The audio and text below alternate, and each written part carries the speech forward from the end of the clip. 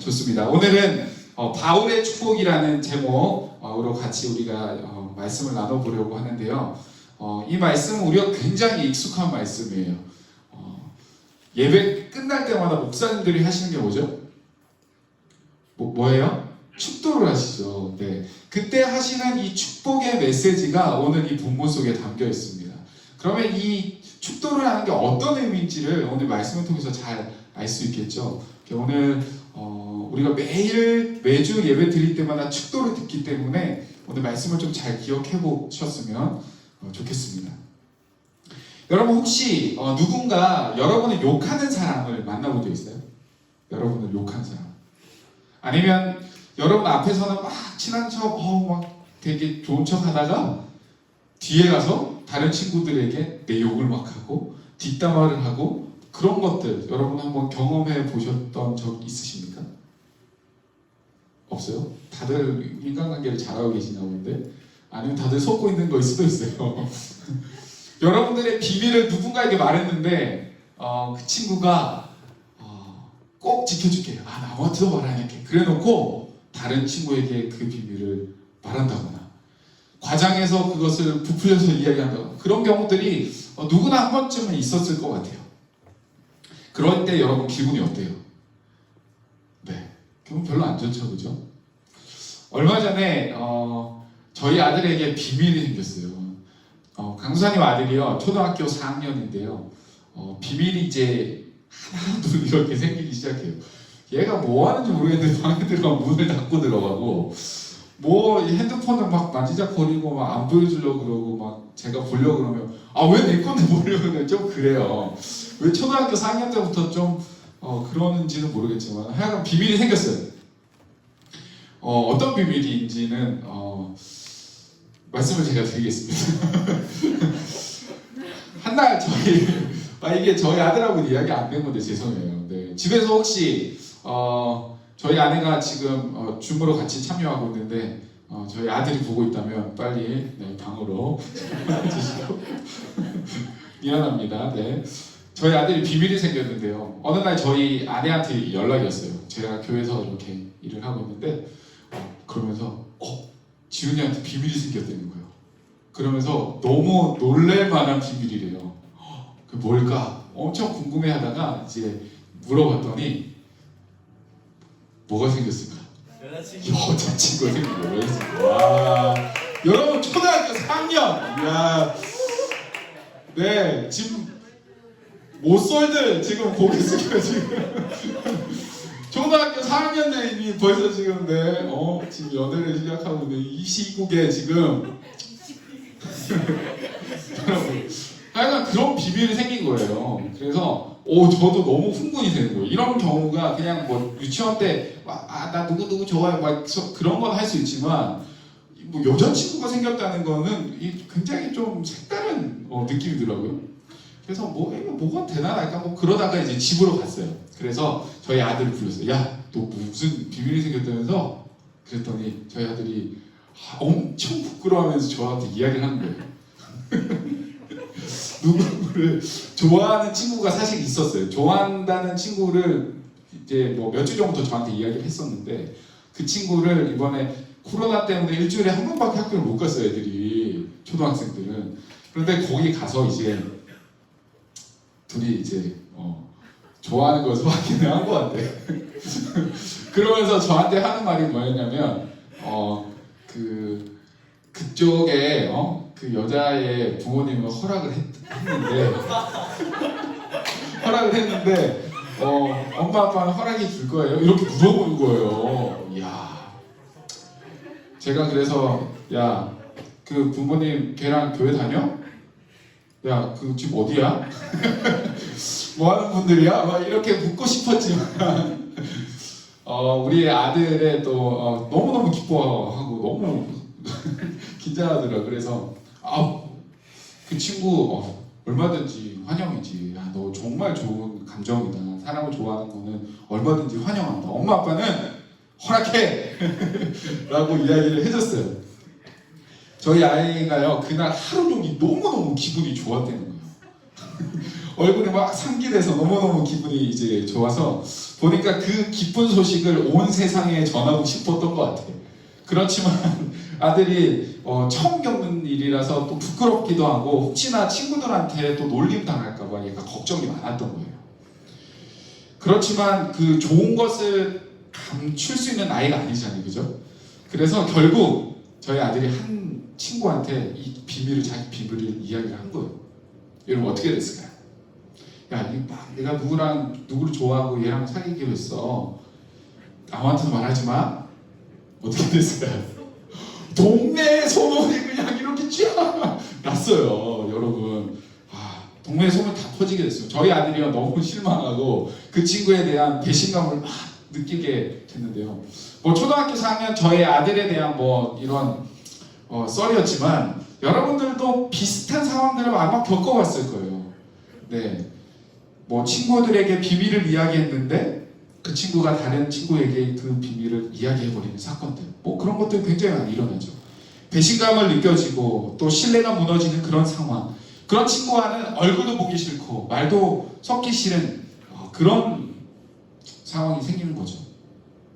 오늘 본문에서 바울이 등장하는데요, 바울이 딱 그런 상황이에요. 그런 상황 속에 바울이 있는 거예요. 배신을 당하고 그 사람들과 말도 섞지 않고 정말 억울한 누명을 쓰고 있는 그런 상황에 이 바울이 있다라는 거예요. 여러분, 우리가 지금 보고 있는 이 말씀은요, 고린도 후서예요. 고린도 교회에게 바울이 보내는 편지를 쓰고 있는 내용인데요. 바울은 2차 선교 여행 때에 이 고린교라는 곳을 방문하게 됩니다. 그리고 그곳에서 1년 6개월 동안 머물면서 고린도 교회를 세우게 됩니다. 아굴라와 브리스길라라는 부부가 있었는데 그 부부가 이 바울을 많이 후원을 해줘요. 그래서 이 바울이 그곳에서 마음껏 복음 사역을 할 수 있도록 돕습니다. 그리고 나중에는 신실한 동역자 실라와 디모데까지 그 사역에 합류를 합니다. 여러분, 재정도 이렇게 지원이 되고 함께 동역할 사람도 있으니까 얼마나 사역이 신바람 나겠어요. 얼마나 행복하겠어요. 아니나 다를까 그 고린도 교회에서 성령의 강력한 역사가 있고 많은 사람들이 회심하게 되고 바울이 세운 교회들 중에 고린도 교회가 제일 큰 교회가 되었습니다. 여러분, 교회가 뭐 양적으로 많다고 했을 때 뭐 그게 좋은 교회다 그런 건 아니지만 당시에 지금처럼 어딜 가도 교회가 많은 그런 시대가 아니잖아요. 그 당시에 이 그리스도교, 예수님을 믿게 되는 그것은요, 이교도 같이 취급이 되었어요. 정말 힘들고 목숨을 내어놓아야 될 만큼 정말 힘겨운 그런 신앙 생활을 해야 되는 상황 가운데서 사람들이 자신의 신앙을 고백하고 교회 공동체로 되는 것은요, 이게 너무너무 양수적인 것도 굉장히 중요한 증거였어요. 그래서 지금의 교회들이 막 대형교회가 되고 이런 거와는 전혀 다른 그런 무게 중심이 그 교회 가운데 있었어요. 어쨌거나 그 교회가요, 부흥하여서 고린도 교회 굉장히 커졌습니다. 그런데 어떻게 됐을까요? 바울이 이 편지를 왜 쓰고 있을까요? 1년 6개월이 지나고 나서 바울은 다른 지역의 선교를 또 떠납니다. 그리고 다른 사역자들이 그 교회를 계속해서 담당하고 있는데 그 교회에 나중에 훗날 이 고린도 교회를 향해서 바울이 편지를 쓰고 있습니다. 왜 썼을까요? 잘 돼서 썼을까요? 그렇지 않습니다.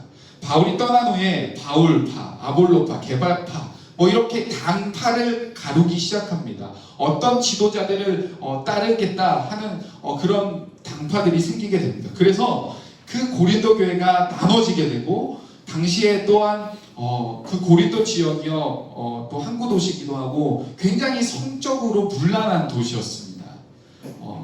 또 여신을 섬겨서 막 이렇게 하는 되게 문란한 그런 도시였는데 그러한 문화가 교회까지 들어오게 돼요. 그래서 이 예수 그리스도의 공동체가 정말 신실하고 정말 순결해야 될 그 공동체 속에 죄들이 들어옵니다. 뭐 아버지의 첩과 동침하는 죄, 뭐 이런 음란한 죄들, 당파가 나뉘는 죄들, 서로 헐뜯는 죄들, 뭐 그러한 다양한 죄들이 고린도 교회에 들어오게 되면서 교회는 어려움을 겪게 됩니다. 바울은요, 이러한 안타까운 소식을 들으면서 성도들을 향해서 어떻게 해요? 고린도 전서를 보내고 고린도 후서를 보냅니다. 학자들에 의하면요, 바울이 고린도 교회에 3번의 편지를 보냈다고 하는데 2번째 편지는 발견하지 못했다고 합니다. 그래서 고린도 전후서로 지금 저희가 이렇게 보고 있는데요.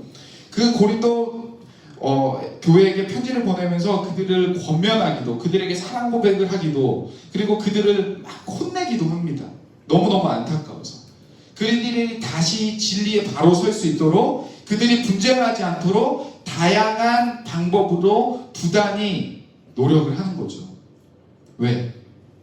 그곳에서 쏟았던 1년 6개월간의 그 시간과 헌신과 눈물과 함께 보냈던 그 추억과 모든 것이 그곳에 녹아 있잖아요. 너무너무 사랑하는 사람들이 그렇게 찢어지고 있는 것들을 보고 있었기 때문에 바울이 너무 마음이 안타까웠던 거죠. 그런 바울의 노력에도 불구하고요, 고린도 교회는 여전히 어려움 속에서 벗어나지 못하고 있습니다. 오히려요, 바울을 의심하기 시작합니다. 오히려 바울의 이 사도권, 사도의 권위를 가지고 이 고린도 교인들이 태클을 걸기 시작해요.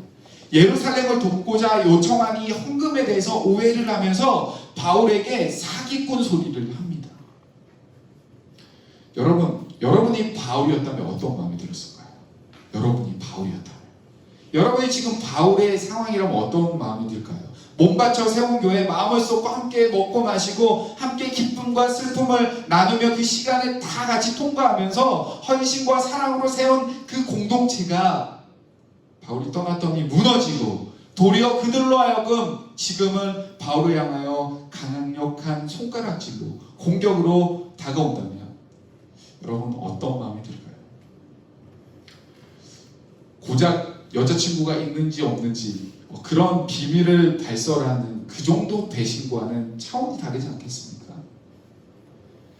바울은 세상 누구보다 억울하고, 누구보다 분하고 답답하고, 사역과 사람에 대한 어쩌면 회의감도 들었을지도 모르겠어요. 내가 이만큼 쏟았는데 왜 이렇게 될까? 내가 이렇게 사랑을 쏟았는데 너희는 왜 이렇게 변하지 않을까? 하는 그러한 마음들이 바울에게 있지 않았겠습니까? 여러분, 이런 상황에, 여러분들이 그런 상황에 놓인다면 여러분 어떻게 해야 돼요? 어떻게? 누군가 여러분을 배신했어요. 그럼 여러분 어떻게 하시겠어요? 이에는 이, 눈에는 눈. 여러분 대갚아줘야 되는 거 아니에요? 그대로 갚아주는 기도 아깝지 않습니까? 나를 그렇게 상처 주고, 나를 그렇게 정말 바닥까지 끌어내린 사람들이 있다면 여러분 10배, 20배 그대로 갚아줘야 되는 게 아닌가요? 바울은요, 이 상황을 어떻게 대처했을까요? 우리 13절 말씀을 한번 같이 읽어보도록 하겠습니다. 13절 말씀, 성경책 옆에 펴보시고 우리 13절 말씀 같이 읽습니다. 고린도후서 13장 13절 시작. 주 예수 그리스도의 은혜와 하나님의 사랑과 성령의 교통하심이 너희 무리와 함께 있을지어다. 여러분, 바울은요, 자기가 공격당하고 있는 상황 속에, 자기가 배신당한 상황 속에, 자기에게 손가락질하고 있는, 자기에게 사기꾼이라고 몰아가고 있는 그런 상황 속에 그들을 향하여 바울이 뭐라고 했냐면요, 축복을 하고 있는 거예요. 그들에게 눈에는 눈, 이에는 이, 여러분 받았던 거 그대로 갚는 것이 아니라 어떻게 해요? 축복을 하고 있는 겁니다. 그들이 겪고 있는 분열과 오해와 시기와 당짓는 모든 것이 성삼위 하나님 안에서 해결되기를 간절히 바라면서 바울이 그들에게 축복해 줍니다. 여러분, 그 축복을 한번 살펴볼까요? 먼저 첫 번째는 주 예수 그리스도의 은혜와 라고 축복을 하죠. 여러분, 무슨 말이에요? 모든 사람이 은혜를 받은 자라는 거예요. 은혜가 무엇입니까? 은혜를 성경 그 사전적인 의미를 찾아보면 이렇게 적혀있어요. 고맙게 베풀어 주는 신세나 혜택. 고맙게 베풀어 주는 신세나 혜택. 무슨 말이에요? 받는 자가 무언가를 받을 만한 자격을 있거나 받는 사람이 무언가를 잘해서 주어지는 게 아니라 주는 사람의 전적인 의지로 선물과 같이 주어지는 게 은혜예요. 그것이 바로 은혜입니다. 그래서 주 예수 그리스도의 은혜라는 것은요, 고린도 교인들이 모두가 값없이 받은 선물, 무슨 선물요? 구원의 선물. 니네가 그것을 받았다라고 축복하고 있는 거예요. 그 중에 누가 더 뛰어나고 누가 더 옳고 누가 더 받을 만한 자격이 있어서 예수 그리스도의 은혜를 받은 것이 아니라 우리 모두는 값없이 은혜를 받았다. 너가 바울파냐, 너가 아볼로파냐, 너가 게바파냐, 그렇게 팔을 나누고 우리가 더 낫다, 우리가 더 경건하다, 니네보다 우리가 더 나아. 야, 이방인 니네보다 유대인 우리 혈통이 훨씬 더 깨끗하고 전통적이야. 당을 짓고 시기하고 서로를 비방하고 있는 그들을 향해서 바울은 뭐라고 이야기해요? 그 누구도 그 받은 은혜에 대해서 자격이 없다는 거죠. 모두가 똑같다는 거예요. 모두가 선물로 받은 은혜이기 때문에, 모두가 죄인임에도 불구하고 받아진 그 은혜이기 때문에 강파를 짓고 있었던 사람들에게 바울은 우리 스스로를 돌아보고 예수님의 은혜를 먼저 생각해보자, 그렇게 권면하며 그들을 축복하고 있는 거예요. 여러분, 두 번째는요, 하나님의 사랑과 라고 축복하지요. 하나님의 사랑은요, 어떤 사랑이에요? 변함없고 끝없는 사랑입니다. 무한하고 영원한 사랑이에요. 그것이 하나님의 사랑입니다. 저 강수사님이 좋아하는 찬송가 중에 그런 찬송이 있어요. 하늘을 두루마리 삼고 바다를 먹물 삼아도 그 크신 하나님의 사랑 다 기록할 수 없겠네요. 너무너무 멋진 표현 아니에요? 정말 끝없는 하늘과 정말 알 수 없는 그 수많은 바다를 먹물 삼아서 그 하나님의 사랑을 다 기록해도 그 사랑을 다 표현할 수 없고 기록할 수 없다라는 거예요. 여러분, 이것이요 말 그대로 하나님의 사랑입니다. 헤아릴 수도 없고 다 표현할 수도 없고 그 너비와 길이와 높이와 깊이를 우리가 감히 그것을 알 수도 없는, 그러나 그것으로 충만한 것이 바로 하나님의 사랑이라는 거예요.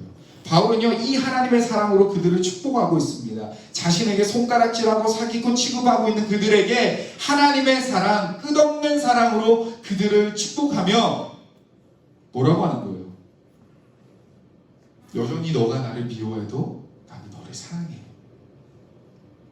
그 고백을 하고 있는 거예요. 그 축복을 하는 거예요. 여전히 너가 나를 미워해도, 여전히 너가 나를 싫어해도, 손가락질해도, 쓰레기 취급해도 나는 너를 사랑해.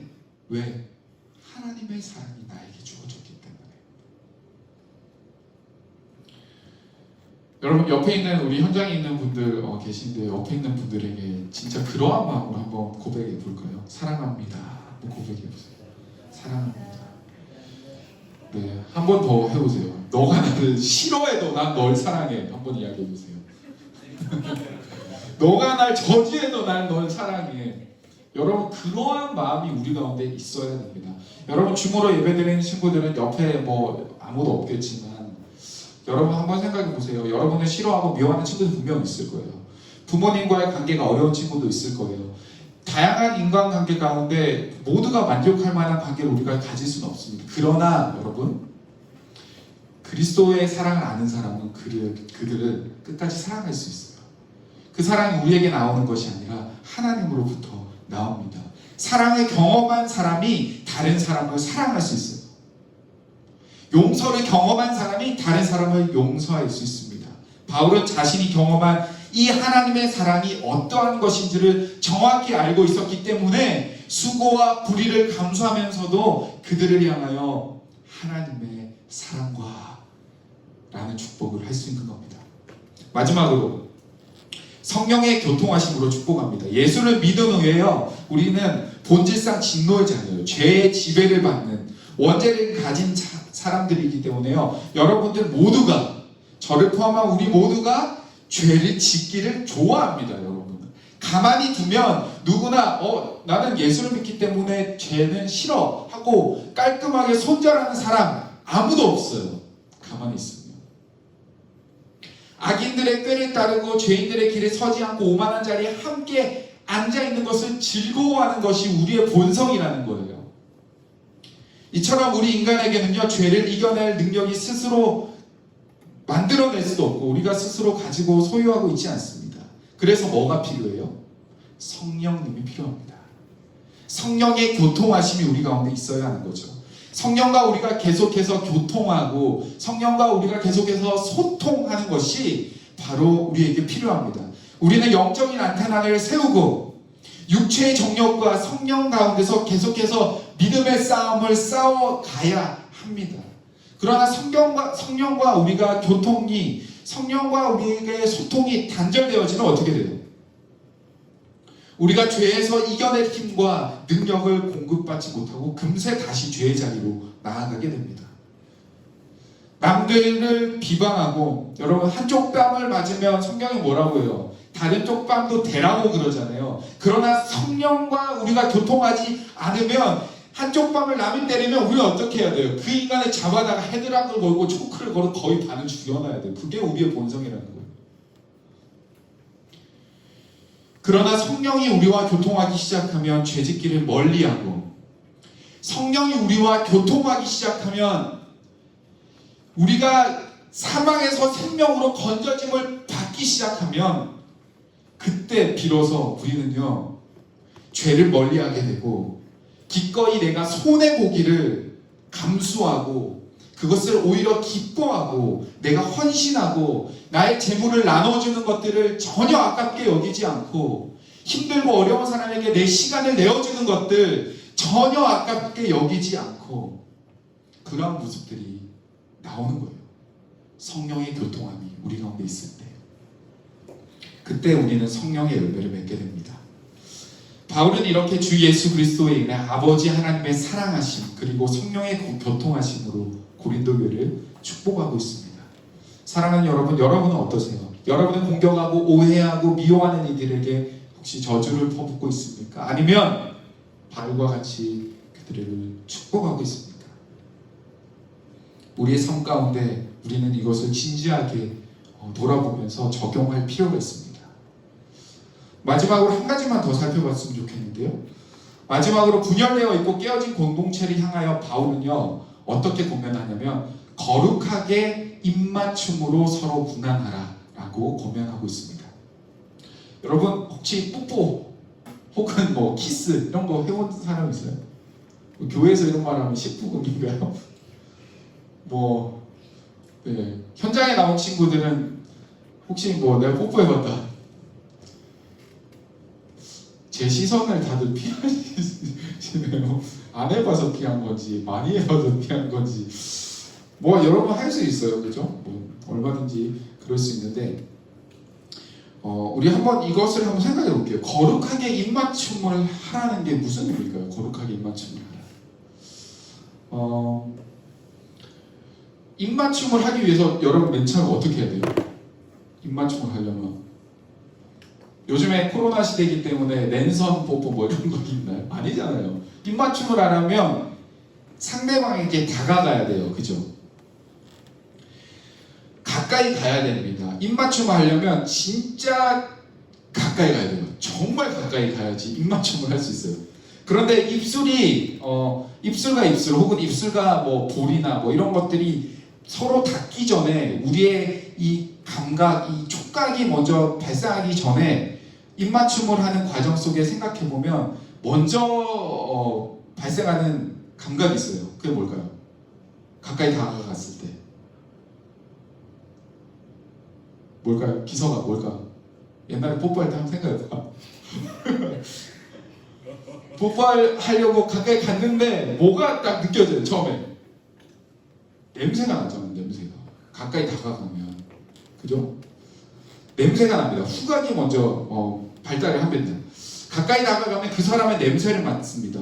향수 냄새이면 너무 좋을 것 같아요. 그죠? 좋은 향수, 내가 좋아하는 냄새. 그러면 좋을 것 같은데 어쩌면 땀 냄새일 수도 있어요. 담배를 피는 사람이면 담배 냄새일 수 있어요. 정말 최악은 뭘까요? 삼겹살 굽고 마늘 냄새? 그런 입 냄새. 여러분 상상만 해도 정말 괴로운데 입맞춤을 하기 위해서는 가까이 다가가야 되고 냄새를 맡게 되는 거예요. 그죠? 입맞춤을 하기 전에. 그래서 가까이 갔을 때 그것이 좋은 냄새일 수도 있지만 좋은 냄새뿐만 아니라 맡고 싶지 않은 냄새일 수도 있습니다. 그것까지 다 맡게 됩니다. 그래서 거룩하게 입맞춤하라는 것은요, 서로가 서로에게 좋은 모습, 그리고 나쁜 모습, 이 모든 것을 다 드러내면서 뿐만 아니라 상대방의 냄새를 다 맡아내면서 서로를 사랑하고 무난해야 된다는 거예요. 내가 좋은 것만 취하는 것은 진정한 공동체의 모습이 아닙니다. 내가 싫어하고, 내가 아파하고, 내가 정말 혐오하는 것까지도 다 받아내고 품어줄 수 있는 것이 바울은요, 진정한 공동체다 라는 그 의미로 거룩한 입맞춤을 이야기하는 거죠. 또한 입맞춤을 하기 위해서 냄새뿐만 아니라 또 느껴지는 게 있어요. 다 가까이 다가갔을 때 뭘까요? 유빈아 뭘까? 미안해. 무슨 의미일까요? 미안해요. 잘 모르겠지만 저랑 눈이 마주쳐서 그런 거예요. 미안해요. 여러분, 가까이 다가가서 입맞춤을 하기 위해서 가면은 후각도 맡아지지만 느껴진 게 있어요. 뭐냐면 감정이에요. 콩닥콩닥 뛰는 심장이 가까이 가면 느껴져요. 그 사람이 얼마나 긴장하고 있는지, 그 사람이 얼마나 기쁨에 차 있는지, 그 사람이 얼마나 슬퍼 울고 있는지, 입맞춤을 위해 정말 가까이 다가간다면 그것이 느껴집니다. 상대방의 거칠고 긴장된 숨소리에서 그 모든 것이 녹아져 있습니다. 그래서 거룩하게 입맞춤하라는 것은요, 상대방의 마음을 아는 거예요. 상대방의 마음을 품어주는 거예요. 그 사람의 마음을 읽어주고 그 사람의 마음을 이해하고 공감해 주는 거예요. 여러분, 사람들이요 다 나와 같은 생각을 가지고 있지는 않습니다. 그래서 서로 다른 의견 때문에 서로 마음 상하기도 하고 그런 것이 인간 관계에 이미 있죠. 그러나 그들에게 가까이 다가가서 그들의 아픔과 그들의 기쁨과 눈물을 함께 공감하고 그 마음을 서로 받아내는 것, 그것이 바로 진정한 공동체라는 겁니다. 여러분, 마침내 입술과 입술이 닿습니다. 입술과 볼이 닿습니다. 그렇게 접촉하는 순간 우리는 정말 민감하면서도 세밀한 그러한 촉각을 경험하게 되죠. 여러분, 터치는요 어떤 것보다 강력한 전달력을 가지고 있습니다. 사람의 따스한 온기는요 터치로 전달이 돼요. 내가 얼마나 따뜻한 건지, 내 마음이 어떠한 건지 여러분 터치를 통해서 전달이 됩니다. 속상한 일이 있어서 울고 있는 사람에게 수백 마디의 말보다 그냥 조용히 다가가서 한번 따뜻하게 안아주는 것이, 그러한 터치가 훨씬 더 그 사람에게 감동을 주고 그 사랑의 마음을 전달해주고 공감할 수 있는 것이죠. 사랑하는 마음이 전달되는 터치는 상하고 상처있고 오해하고 나뉘었던 관계를 회복시킵니다. 그동안 서운했던 감정들이 모두 거룩한 입맞춤을 통해 순식간 사르르 녹게 되는 거죠. 여러분, 거룩한 입맞춤, 바울은 예수 그리스도 안에서 서로를 향한 사랑을 확인하기를 당부하고 있습니다. 육체적인 욕망에서 나오는 입맞춤이 아니라 모든 냄새를 맡아내고 상대방의 숨소리를 통해 전달되는 그의 마음과 감정을 이해하고 공감해내고 터치를 통해서 온전한 회복이 일어나기를 바라면서 거룩한 입맞춤으로 서로를 무난하라 라고 깨어져 있는 그 고린도 교회를 향하여 바울은 권면하고 있습니다.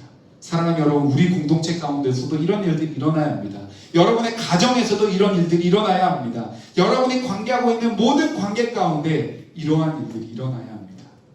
이에는 눈에는 눈이 아니라 예수님의 은혜와 하나님의 사랑과 성령의 교통하심으로 서로 용서하고 화합되는 역사, 거룩한 입맞춤으로 온전히 회복되는 역사가 저와 여러분에게 일어나기를 간절히 바라고 축복합니다. 우리 함께 찬양하고 기도했으면 좋겠는데요.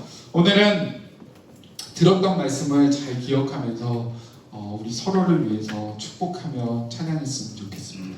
사랑의 주님이 날 사랑하시네, 내 모습 이대로 날 받으셨네. 우리는 값없이 받은 그 은혜, 그런 은혜를 받은 사람입니다. 그 사랑으로 나도 너를 사랑하리 고백하면서 우리 현장에 계신 분들은 서로를 위해 축복해 주시고, 우리 줌으로 보고 있는 친구들도, 선생님들도 손을 뻗어서 우리 줌 화면 속에 있는 우리 친구들을 위해서 축복합시다. 우리 고백할까요? 사랑의 주님이, 사랑의 주님이 날 모습 이대로 받으셨네. 이대로 받으셨네. 사랑의 주님이 날 사랑하시듯 주님이 날 사랑하시듯 나도 너를 사랑하며 섬기리. 사랑하며 섬기리. 한 번 더 축복할까요? 사랑의 주님이 날 사랑하시네. 주님이 날 사랑하신. 우리 현장에 계신 분들은 좀 돌아보면서 축복해 주세요. 네, 우리 학생들 또 선생님들을 위해서 우리 주변에 있는 친구들도 정말 사랑하고 축복합니다. 사랑의 주님. 주님이 날 사랑하시듯 나도 너를 사랑하며 섬기리. 사랑하며 섬기리. 아멘. 여러분 이 시간 같이 한번 기도하겠습니다. 혹시 여러분이 정말 어려운 인간관계 가운데 있는 사람들이 있습니다. 여러분들을 모욕하고 여러분들을 오해하고 여러분들을 미워하고 뒤에서 헐뜯고 그런 것 때문에 혹시 상처받고 있는 친구들은 있지 않습니까? 이 시간 함께 같이 기도할 때요, 우리가 그런 것들을 당하면 너무 속상하고 너무 마음이 아파요. 강도사님도 그런 일들을 경험할 때 정말 용서하고 싶지 않고 그 친구 얼굴은 보고 싶지도 않습니다. 핸드폰에 그 친구 연락처를 바로 차단하고 싶어요. 그러나 오늘 말씀을 통해 여러분들 향해 하나님께서 권면하고 있습니다. 우리는 값없이 받은 그 예수님의 사랑을 받은 자들, 그렇기 때문에 우리는 그들에게 끝없는 사랑을 보여주어야 돼요. 사랑은 말로 하는 것이 아니라 행동하는 것입니다. 여러분 이 시간 그들을 좀 용서하는 마음을 가지고 사랑하는 마음을 가지고 이 아픔과 어려움을 하나님 앞에 먼저 가지고 한번 나아가 볼까요? 우리 같이 한번 기도하겠습니다. 하나님 아버지 감사합니다. 참 하나님, 우리가 이 세상에 살아가는 많은 관계 가운데 나아갑니다. 때로는 하나님 그 관계 속에 어려움을 당하고 하나님 나를 욕하고 나를 미워하고 나를 비방하는 사람들이 있습니다. 하나님 그들이 정말 치를 떨도록 그들이 싫고 함께하는 것도 조차 너무 어렵지만 하나님 오늘 말씀을 통해서 바울도 하나님 그들을 향하여 손가락질하고 있을 때 그들을 용서하고 그들에게 사랑을 고백했던 것처럼 하나님 나에게도 사랑을 허락해 주십시오. 나는 할 수 없습니다. 나는 그들을 용서하고 그들을 사랑할 수 없습니다. 그러나 하나님의 사랑을 하나님 나에게 부어주셔서 하나님의 사랑으로 그들을 섬기고 경험할 수 있도록 주님 도와주시옵소서. 우리 이 시간 한 번 더 기도할 때요, 사랑은 여러분들의 그 결단으로 끝나서는 결코 되지 않습니다. 내가 그를 용서하고 하겠다, 내가 그를 사랑하겠다 말로만, 생각으로만, 결단으로만 끝나서는 그것은 사랑이 아닙니다. 성경에서 가르치고 있는 사랑은요 반드시 열매를 맺게 됩니다. 여러분의 행동으로 그것은 드러나게 됩니다.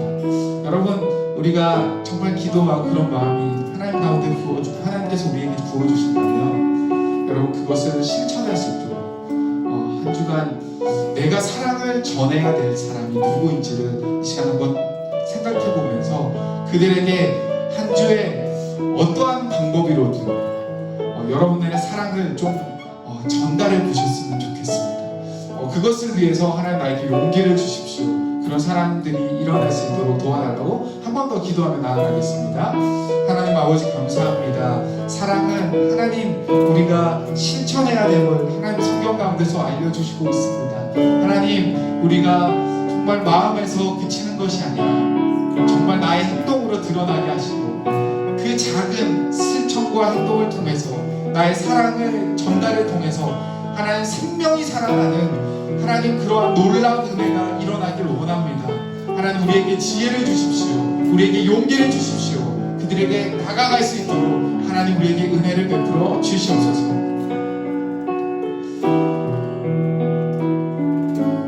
감사드리고 주 예수 그리스도의 이름으로 기도합니다. 아멘. 우리 시간 다 같이 일어나서